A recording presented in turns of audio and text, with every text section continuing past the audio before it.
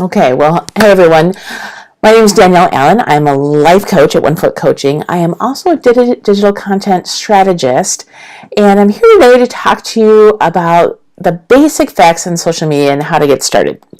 And so, social media is a worldwide phenomena, actually, as people have engaged in communities online. From Facebook to Twitter to Instagram, we probably all are familiar with some form of social media. So just some basic social media facts as you're considering how you use it in your life coaching practice. One is that there are 2.8 billion active users worldwide. There's a 22% increase in social media use this year, and 80% of your users use it via their mobile device. And so with that, knowing that there's 2.8 billion, there is a huge opportunity for us as life coaches to reach our ideal clients through social media. So what are the benefits of using social media for your business? I think these are so important, and there are 7 benefits that I came up with. So the first is reach more people. You'll see here there's a screenshot of Pampers. They have over 17 million people who like their page, which means they see their feed, Pampers posts in their feed. And you and I probably are not going to have 17 million. Maybe you will, after taking my advice, of course. But know that you can reach more people with social media than you can without it. And so big benefit is to reach more people with our posts, asking people to share our posts. When someone who follows you shares your post, their people see it, and if someone they know shares it, then their people. So it's kind of like that domino effect. All right. Second benefit is you want to build your brand. And so just like anything else you do in marketing for your business, your social media posts need to be in line with your brand. They need to have the feel of your brand, the words of your brand. And so it is important for you to kind of think that through before you start posting on social media. But social media can enhance that brand as you're consistent with it. Third benefit is engage potential clients. And so Facebook, I do most of my social media on Facebook. Facebook actually is designed to build communities. And so this is Burt's Bees, this post. They are talking about their new lip gloss crayons for the summer. They had probably 20 comments of engagement, which is pretty good, and hundreds of likes and reactions to it. This is the kind of post you want to have. And so part of that is, how do you take your product or your service and engage with people with it? So maybe it's a book you've written, or maybe it's even coaching questions, right? And so how do you just take that and engage it and have people commenting? So it's tricky, especially for our industry, but it's really important that you engage with your clients through social media here. And so Burt's Bees is a great example. Feel free, you can use that search bar at the top of those social media platforms and just look up how these companies actually interact on a regular basis. All right, fourth benefit, engage influencers. So you want to connect with your industry influencers. So obviously we want to connect with other life coaches. We want to connect with leaders in our industry. We want to connect with reviews, right? And so your social media pages, your business pages, offer the opportunity for your followers to write reviews about your services and your business. You want to take advantage of that. And then the last thing is clients who share. So you want to find those clients who share everything you post, right? Those are the gold mines of people who are going to help you build your social media page, and in hopes of more leads, which leads to raving fans of your business. And so I have a gal, she comes to my group coaching. She tells everyone new that I'm going to be famous someday, which is very cute. But she then shares everything I post. If it shows up in her feed, she shares it, which means that all of the people she's friends with see my post, right? And so these are the kind of people you want, because you want people to share with their community so that they learn more about you. All right. Another benefit is increased customer loyalty. When people like your page, they are saying that they like your brand and they want to be associated with it. And so as you continue to post and post consistently with your brand, you will see increased customer loyalty to your brand. You can drive local business. And so this is Search Cycling. They are actually just down the street from my house in Maple Grove, but they have locations in Maple Grove and St. Louis Park. And you'll see right here in the right-hand side, there is an opportunity for you to indicate where you're located, how to get in touch with you. Facebook will rate you. So if you see this typically replies within a few hours, you want to be on those messaging if people do message you on your business page. Opportunity for you to put your website all in that place where it can drive local business. And so if someone searches cycle gyms in Maple Grove, Search Cycling should be one of the ones listed, right? Driving local business. And the last one is you can improve customer service. So this is just an example. Years ago when I was actually on Twitter, I had just tweeted when I had lunch at this restaurant called Salsarita's. I don't know if anyone remembers them, but we used to have one here in Maple Grove. What is fascinating is I didn't really mention them at all except their name. They actually replied to me without being coerced, "How was lunch, Danielle?" And so this is the kind of customer service we could improve on, is really going the extra mile and engaging with our clients and our customers. And so most of the big companies like UPS, airlines, all these guys, FedEx, they actually pay people to monitor social media. So if you like that, maybe you can find a job. But for us, we just want to make sure we're monitoring in some way. You can, one of the things that, it drives us crazy to have it on our phone, right? Because we're always looking at it and we're not paying attention to who we are. We're not being present. As coaches, we want to be present. But one of the benefits of that is if you do hook up your business pages and business platforms to this, you will know when people are commenting and be able to respond quickly and improve your customer service. So with that, there's so many benefits. So why wouldn't you get started, right? So getting started with social media, there's some things you need to know. So I know for myself, when I first started working on this, it was overwhelming to me. I didn't know what to post or how to post it. I felt like it made me feel old and out of touch. So where do you start? You start with your brand. So we've done all that work on branding. Figure out what you do, what problem you solve.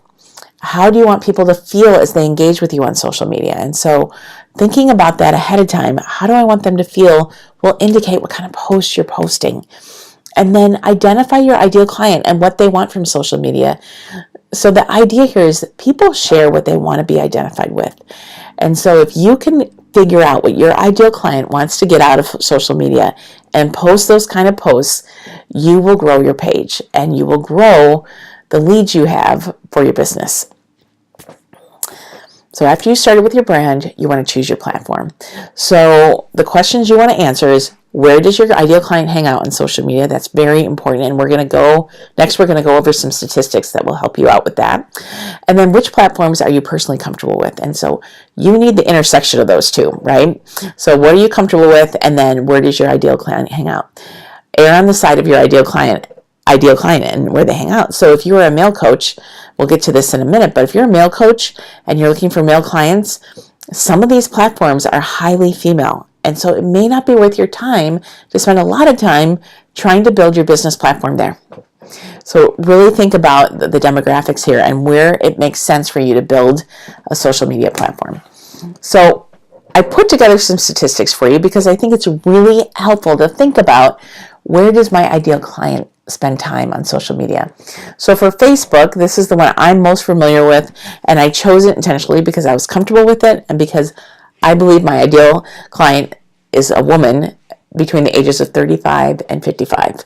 And so Facebook seems to be the best place for me to engage with people, to build a platform where I can develop more leads and let people know what I offer. So Facebook has 1.9 billion unique monthly users. 83% of their users are female. Ages 30 to 49 is the average age span. There are some outside of that. and it is the best place to reach Gen Xers. So if that age range is your ideal client, you're going to want to spend some time on Facebook. 75% of the users spend 20 minutes or more per day. And just a reminder, it's all in mobile. Mobile is key here. And so really thinking about what you post and how you post will be important to consider that mobile user. All right, so just to go back, Facebook actually also emphasizes community. And so their algorithms search for people building community. So that means open-ended questions. People who get engagement on their posts are more likely to be shown in news feeds and really elevated by Facebook. So there's all kinds of algorithms that they use to show your posts and how you get organic reach. So one of the things you really want to do is think through, how do you build a community around your brand on Facebook? So Twitter is totally different. Twitter is more of an information-based platform. Twitter limits the number of characters you can use to, I think, 160, although I heard they were raising that. And so you have to really think about what you're posting. Most people post one sentence and then a link, right, to something, whether it's an article, whether it's their own blog post, whether it's a picture. And so as you consider Twitter, it's also important to consider how you are more comfortable posting.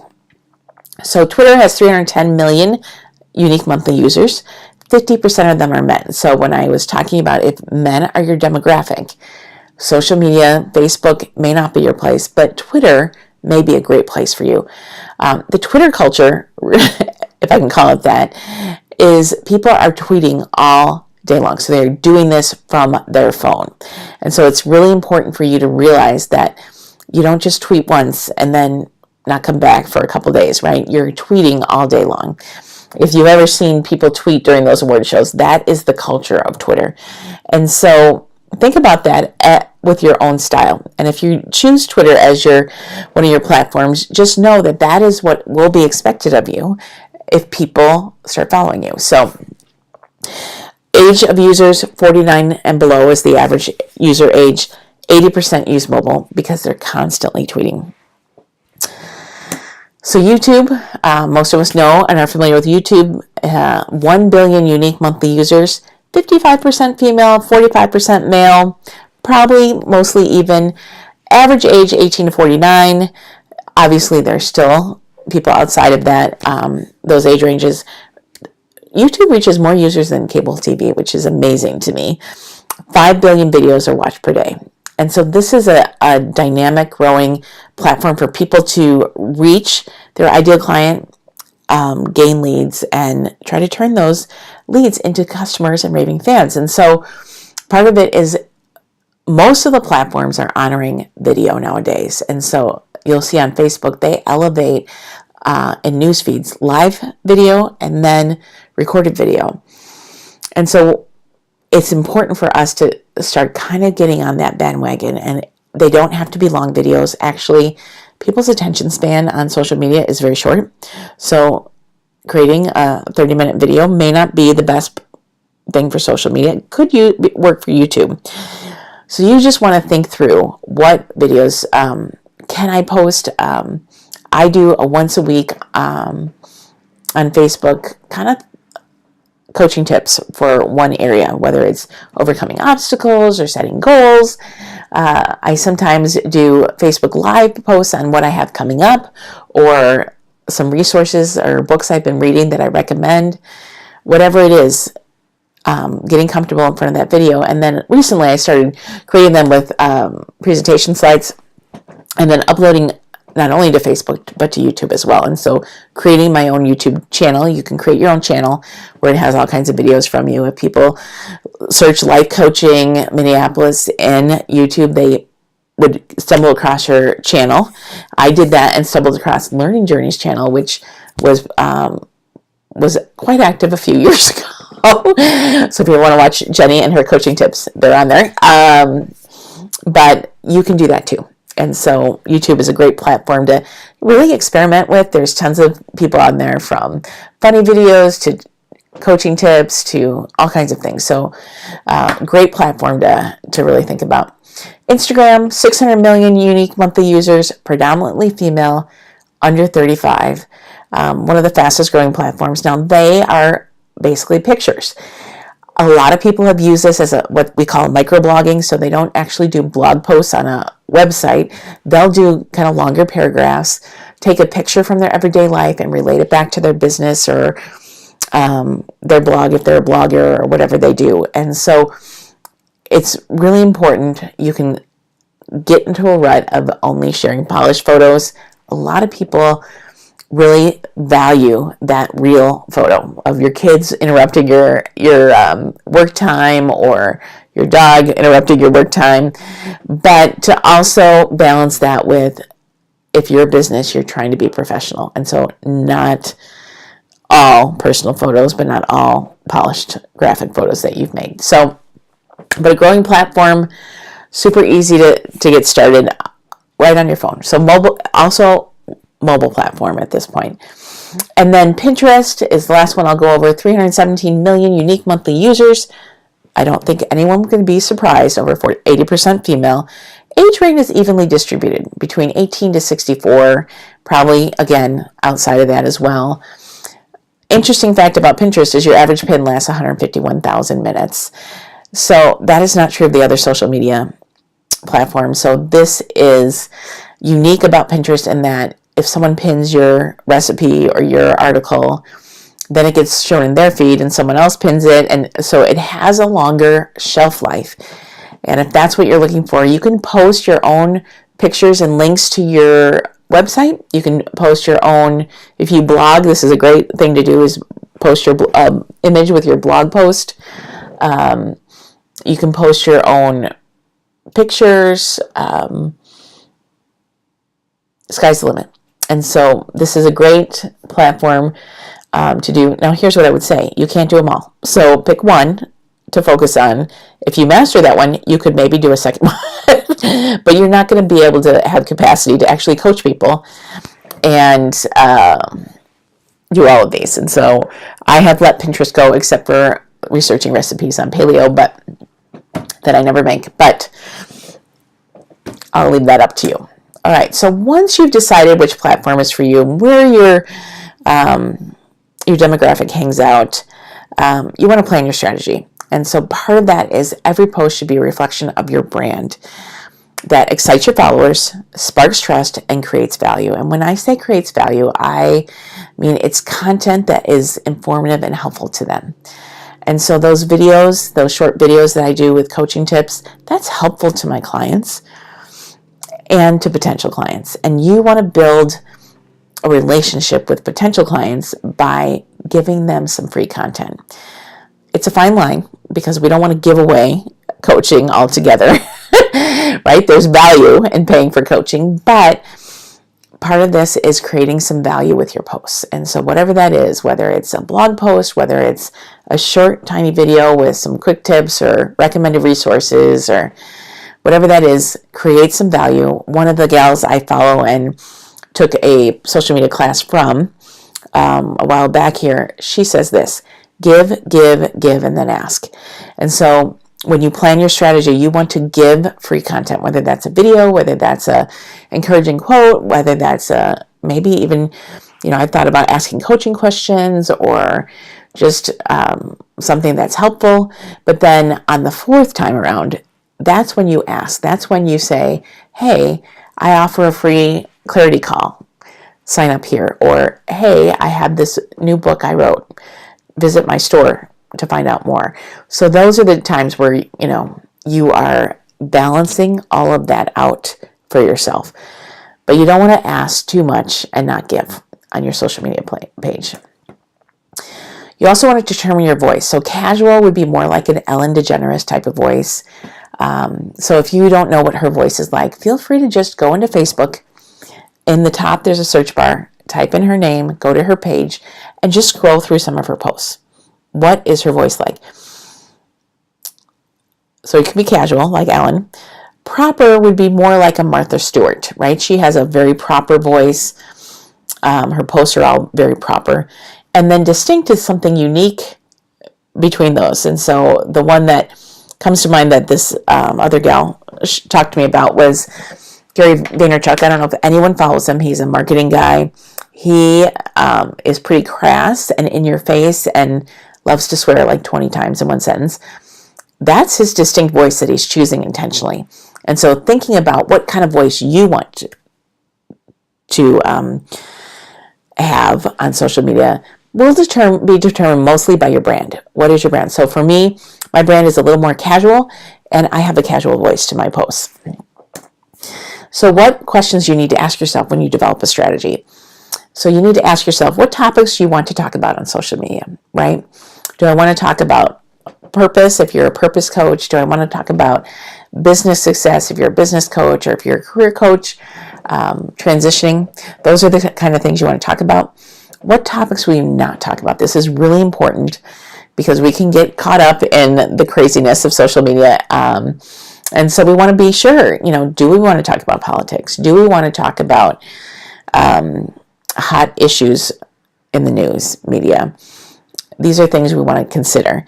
And then we also want to choose some focus words for our posts. So not every post, but for posts in general. So what are the kinds of words and feelings you want to have the people who like your page come away with? Do you want to talk about courage? Does every post want to be encouraging? Obviously, yes, but thinking through those keywords that you want to focus on, those focus words, will help you develop a strategy for your posts. So we're at the end. We need to make a plan. So one, choose a platform. Choose one that you're comfortable with and that your ideal client hangs out on. I've said that about 10 times, so hopefully it's not getting annoying, but you're going to want to think through that, and that's why I gave you all those statistics. Then you're going to want to identify your key topics. So for me, I'm a blogger. I actually blog weekly on my coaching website, and I have about 3 or 4 topics that I talk about. I talk about purpose.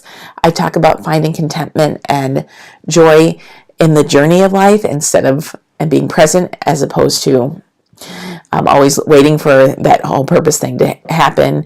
I talk about living out your faith, because I do a lot of faith coaching with my clients. And so thinking through what are the key topics you want to talk about for your business, and that hits a need for your client and potential clients. So identify your key topics. What are the things you want to post on? And then set a schedule. Now, recommended a schedule to grow a social media page is 4 times a day. 4 times a day is a lot, especially if you're not posting at all. So what I would recommend is, one, find the platform and identify those key topics, and then start where you're at. So if you're not posting at all, I would say start with a goal of 1 to 2 times a week. If you're already posting 1 to 2 times a week, up that to once a day. Once a day, you're sending out a post of some kind. If you're only doing once a day, then I would try to up it to 2 to 3 times a day, right? Try to get a regular rhythm. I have kind of a spreadsheet of a schedule to build your page. So if you of types of posts. So if you want that, I can send that to you. I have my email address in the next slide, so feel free to email me and I'll get that to you. But set some kind of schedule that works. And then, quite honestly, brainstorm ideas. This is going to take you some time. Sit down and think about, one, you want to think about what posts do your page likers and also potential page likers really engage with. And so this might take some research on companies and brands that are similar to yours, maybe finding the brands that people like in addition to yours. There's some great ways to do some research. And so you're going to want to do that. Second, don't be afraid when you're getting up to 3 posts a day, you are not posting all original content. So sometimes you are posting videos and quotes and things from other people's pages that resonate with your brand. And so make sure they resonate with your brand, but then feel free to share those. Sometimes you'll pull in followers from that page or another page that likes that page. And so they are good to share. I know some marketers say no, just only original content, but you'll never get up to 4 times a day if you're only looking for original content. So if the article relates to your business or your philosophies, go ahead and share it. I actually have liked Entrepreneur and Success Magazine, and sometimes they have great kind of mindset articles and accomplishing goals. And so I read through the article to make sure it agrees with my philosophy, but then If it does, I share away. Facebook has a great button. They have a save file. So if you hit the save button on a link, you click those three dots and it'll say save link. It'll save it for you in this folder. And then when you're ready, you can go through and just click on that folder, click on the link, and then it allows you to share it to whatever page you want. So this is a great way for you to start sharing content. And then 5, just create a calendar, right? Whatever that is, whether you spend an hour a week trying to create a calendar, do what your schedule will allow. Obviously, we don't want to spend, 6 hours a day on this. We'll never coach anyone, but use the advanced scheduler. Facebook has an advanced scheduler. Some of the other platforms do as well, where you can sit down for an hour or two, schedule a bunch of posts for the week, and then leave it and just monitor the engagements to say when they're engaging, you want to be in the mix, replying and things. But create that calendar and then stick to it. Hope that was helpful. Enjoy your social media interaction because it's fun. Email me with questions. I'd love to just interact with you on that. I hope you're having a great day.